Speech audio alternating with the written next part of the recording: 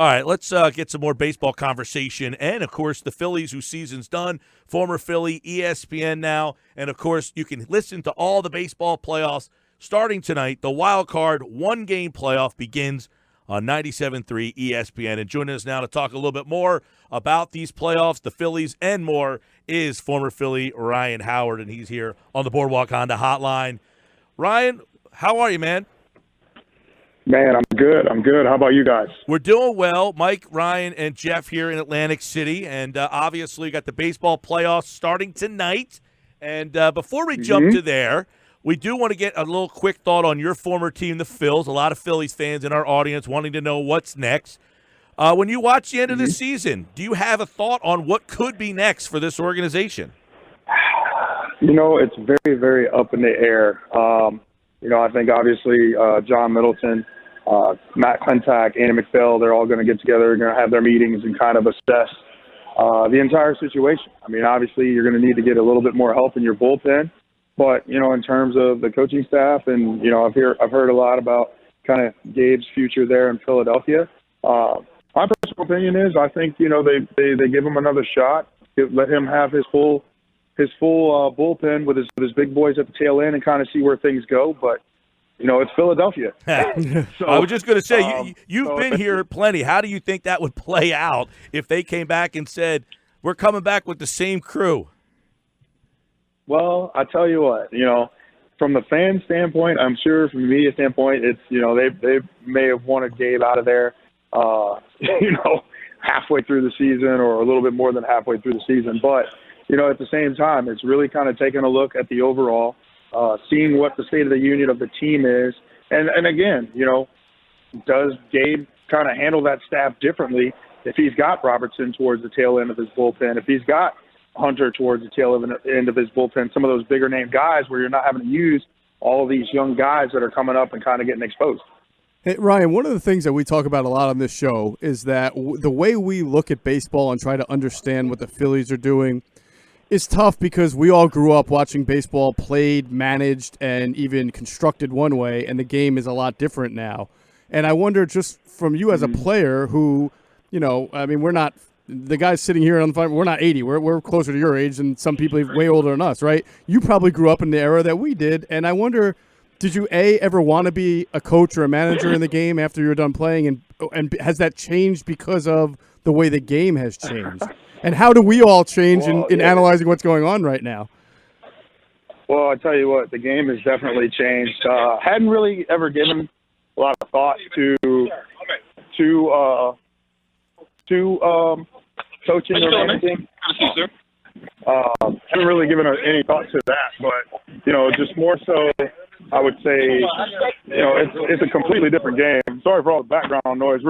We're moving and shaking all over the place back here, but it's definitely one of those. It's one of those things to where, the game has definitely changed. It's definitely transformed to what it is. And, I haven't really given a whole lot of thought. Right, but you're an analyst. So when you do baseball analysis now, do you have to kind of almost analyze what you're seeing from the modern approach or what you knew about baseball growing up? Like, can you criticize a team for not playing small ball when nobody does it anymore? It's a combination of both. To where, you have to look at what's going on in today's game, but you also know what you know from how you played the game. So, you try to be very, transitional, if that's the good word for it. Understanding the game is always changing. The game has changed from the 50s to the 70s to the 90s, the 80s, all that kind of stuff, and it's going to change from where it is today in the future. So, you always have to be able to adapt. Ryan, Charlie Manuel was brought in here as the pitching coach, and you called Charlie hitting coach, not pitching coach, although it felt like it at times. Maybe he should be the pitching coach. I would hope Charlie's not the pitching coach. Yeah, hey, he's not the pitching coach. Listen, maybe that will work for him at this point. But he was brought in as the hitting coach. They made a change, and you've been on record calling Charlie your guy. So I want your thoughts on Charlie's impact with this team, pretty much halfway through the year, and your thoughts as a former player, obviously with high-level success in the city of Philadelphia, and how the clubhouse handled just all the craziness that was swirling around the team all year long. Well, I think that, obviously having a person like Charlie come in there, kind of helping out. I mean, obviously, Bryce kind of started to take off. I think you kind of changed the dynamic of what the team does. Charlie's a very positive, very upbeat individual, to me, who instills confidence, and belief in guys and in players. But I mean, he's a wealth of knowledge, I think, when it comes to hitting, and you got to be willing to want to listen and want to understand or learn, because when it comes to that, everybody's different, right? So, even with Charlie, there's some things that don't work for some people, but you have to take what works for you from it and run with it. And then what doesn't work, hey, you got to say, hey, this doesn't really work for me. What else is there we can maybe try to do or this or that or whatnot. But, just for me and kind of watching the team kind of down the line where, you get to September, kind of late August, September, that there were times where the team just looked flat. It didn't look like there was a lot of energy. It didn't look like, hey, man, we're in a playoff chase or a playoff race. And, there's supposed to be that excitement to where you can show up to the ballpark every single day and you're playing for something. I mean, you could have been like Baltimore or Miami or somebody who's basically out of it by All-Star break, and you're already planning your off season. It's different when you're in that hunt, in that chase, and you've got something to come to the field and play for every single day. Yeah, Ryan Howard's our guest. Milwaukee, Washington tonight. We'll have that game on 97.3. Tomorrow it's Tampa and the A's.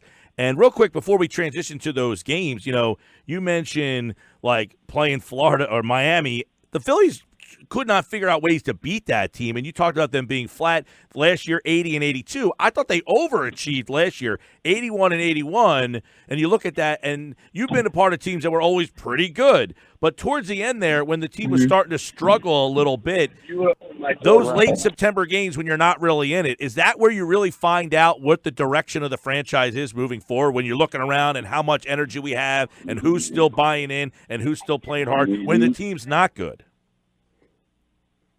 Yeah, I think you do. Once you get to those points in the season, to where, again, like I said, if you're still in the hunt and you still got excitement, and then once you've been eliminated, the air's kind of let out and you're starting, you're just kind of finishing things out. Miami's always kind of been their kryptonite in a sense, to where, there's always that team to where you just have problems with that team and nobody can really explain why.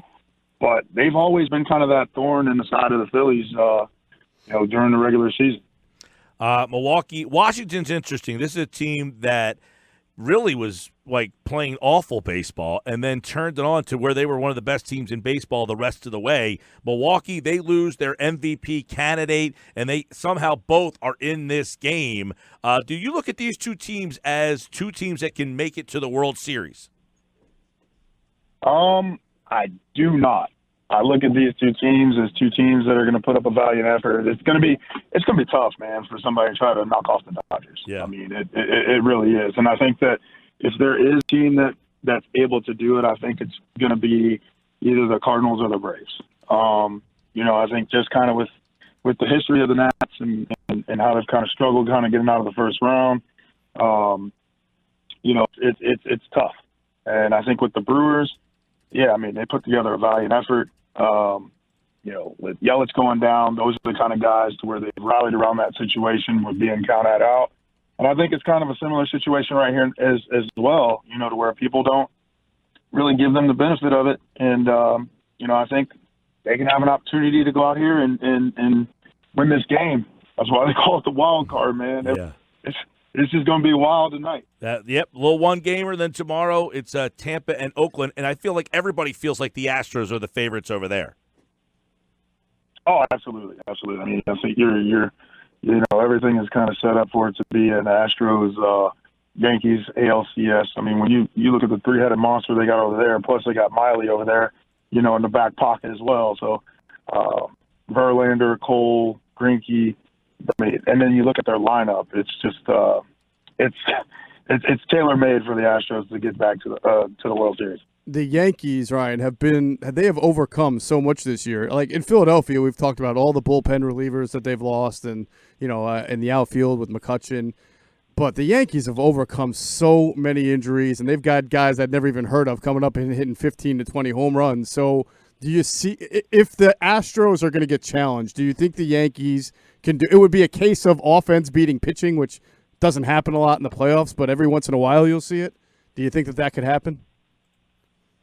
Oh, I mean, yeah. I mean, that's why you play the games. You never know what's going to happen. I think for them, for the Yankees, they're gonna have to be, or anybody to try to offset the Astros. Like, everybody's gonna have to be on their A game. Doesn't matter who you are.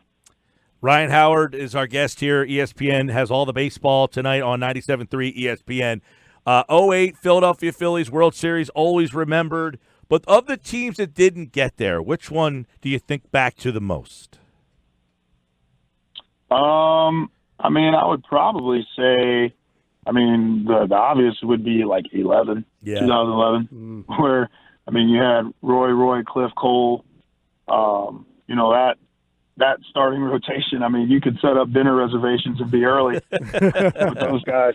All of them worked fast. All of them were like very efficient in what they did. So, I would say probably that of all the teams. Well, the Phillies are hoping to get back there. We'll see what they end up doing this offseason with their situation. And, of course, it was good to see you back in Philly, by the way, this summer. All you guys coming back here. It's been a nice summer getting a chance to see you guys pass through. And we're enjoying your work on TV, Rye, so we appreciate you giving us a couple of minutes.